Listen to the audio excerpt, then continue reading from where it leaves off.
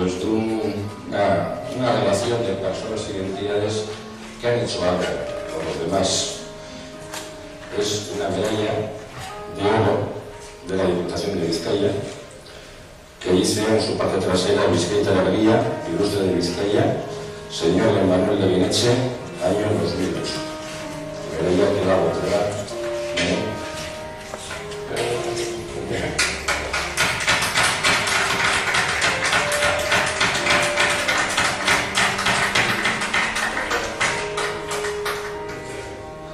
Y además de la medalla, que la tienen los ilustres de Vizcaya, algo tradicional en nuestra tierra es la máquina, que como dice aquí en su grabación, miré con Laguna, mi amigo del camino, dedicada a don Manuel Leguineche, ilustre de Vizcaya.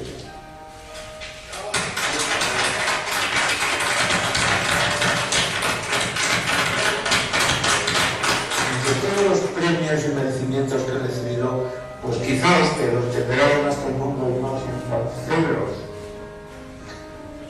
pues es el que más me diga, o sea, el que me siento más feliz de recibir y el que, querido José Luis, Diputatu Nagusia, pues no tengo más que deciros que sois unos insensatos maravillosos y que Dios os conserve la generosidad, la simpatía y todos esos elementos que hacen de los vizcaínos en concreto, y por no llegar más lejos,